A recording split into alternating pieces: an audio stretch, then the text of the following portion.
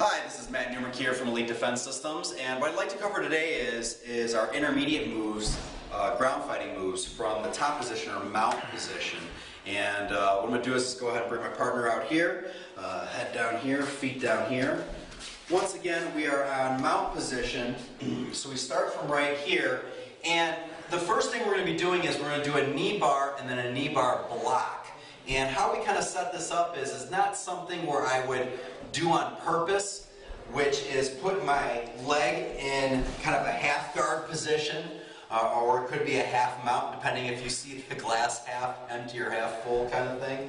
But a lot of times what you'll do is you'll have somebody go ahead, what they're going to do is they're going to take both hands, press on the knee right here, and kind of put you back into a half guard. So as the person presses right there, then this happens right here, okay? When this happens, this sets up this knee bar position perfectly, or this knee bar move, I should say. Whenever you get into a half guard position, all we want to do is go ahead and we're going to turn around right here. I put pressure on the person's arms just to kind of freeze them up for a second or two, and then I'm going to go ahead, I'm going to roll over to the side right here, and this is going to turn right into my knee bar right here. So once again, let me try that again. Once again, however this got through, maybe I was even trying to pass guard, you know, so if I go ahead and I'm in guard right here, and let's say I try to pass guard, maybe I put the wrong foot over first, and then all of a sudden I'm back in guard, or back in half guard, I should say. This is a great time to pull this off as well. But let's just assume that we started from mount, and for some reason, somehow we got back into this half guard position. So he presses on his knee, swallows it up right there. I'm going to go ahead and flip over right here, and this is my move. I want to make sure that the knee here is at least on this side of me, not on the back side of me. So once again, we go right here, and this is the move right here. We go ahead and we bar this. From this position, if I go ahead and I flip over with my partner, and then he tries it. So once again, he's on mount now. And however reason, you know, we went down here like this, and then he goes ahead and he's going to flip on over and turn over the other side, go right for my knee. Boom, good, stop right there. How we go ahead and counter this move, when he's grabbing right here, I take both of my hands, I'm going to push on his lower back and press it right through like this. As I do that, then I go ahead and I get up from this position right here. Let me show you that counter just one more time. Once again, from knee mount. I'm sorry, not from knee mount, from mount I should say. All right, let's say I went ahead and I swallowed one thing. He's going to flip on over. I press through right here. That's going to buy me some time. Sure, he can go after the ankle, but if I didn't make a move, he was going to bar my knee. So right here, what I do is I go ahead and I go right up here. I can go right to mount position. If I don't put the leg over, I can go to cross side, but nonetheless, I can get a superior position very, very easy with this kind of counter. Next one we're going to try here is, once again, if I can reset my partner here, head here. Good. Next one we're going to do is we're going to do the behind the neck chicken wing lock. Turn out just here, right there. So once again, as I'm right here, this hand's going to go right under, and I'm going to grab this right here. This move works great, assuming we can go ahead and isolate this arm by not having this arm through here. Okay? So what's important to do is that as we're going for this move, you need to make sure that this arm stays on this side. As I go down here, this looks like I'm going for a normal neck crank, but how I'm going to change this up is I'm going to grab the wrist, go under, and then go for my lock right here. Once again, this is what this move looks like again.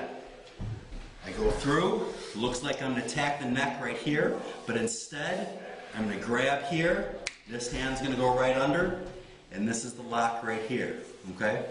How we get out of this is a little bit more challenging, because if the person does a correct job in isolating your arm, you're kind of screwed. If this hand goes under and I go right here, I can't reach it on this side, and let's say he flattens out, I can't go through right here. So what I have to do is, I go ahead and I do a bridge wedge. So I go ahead and I arch up right here, grab, and then come right over the top. If he has me in this lock right here, I'm not going to be able to conventionally get it right here. So the only way that I can get the couple extra inches that I need right here, as he's locking it out, is make my neck and head go back as if I'm bridging, and then I can connect. Once again, obviously 2 arms are going to be much stronger than 1. So once again, as I set this up again, he goes for this move. I bridge up. That's going to shift his weight, which is going to help me buy a little bit of time so I can go ahead and move this move. Okay? We're going to go ahead and go back here real quick. Head's right there. Feet are down here again. This move right here, we're going to work the guillotine. A lot of people don't know what the guillotine is. Okay? But once again, it's a great little move to kind of move in a little bit more of a misdirection kind of a strategy here. You can go ahead and go after, like you're going after a regular Kimura right here. But what I'd like to do is then secure this arm and come back over and lock up right here, and there's my guillotine choke. It's a great kind of PIA, or progressive indirect attack, where a person thinks they're going for the arm, and all of a sudden you're attacking their neck. I'll show this again one more time. Go here, and then I slide this right around here. This hand goes right under, and now I have my guillotine choke right here. How we counter this is a little bit interesting. As my partner goes ahead and goes for this arm, and then goes around all the way here, what I'm going to do right here is a little bit challenging because, once again, I'm in a really messed up situation as far as this goes. So what I need to do from here is that I need to go ahead and I need to do a bridge flip. How I do that is that I go ahead and decide that I can't flip this way because his head is down on the ground right here. So what I end up doing is going ahead and getting my arm free here and making sure that it's around and under the arm. I'm going to kind of turn around right here so you can kind of see what we're talking about. In order for him to really get in this nice little move, he's going to take this hand right here and clinch and grab his hand under his body. This hand goes in between here.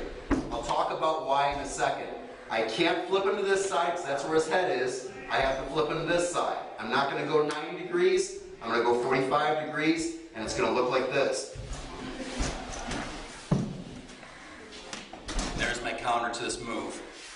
I'm going to point out 1 or 2 quick little things before we end this video on why the details here are very, very important. When he goes after the arm block right here, and for whatever reason he goes ahead and fakes me out and now starts getting me in the guillotine move, when he connects his arms right here, I have to get my arm in between here, because if I don't, he's going to have an awful amount of leverage in order to choke me out. So what I do is, the first move is I take this and go right through here, and then I take this arm and grab his wrist. As I bridge up and flip, now I'm in a position where he doesn't have the leverage anymore because my arm is in here. My other hand is on his wrist already, and then I go ahead and just get posture. Right here. Much easier way to go ahead and counter that move. Thank you so much.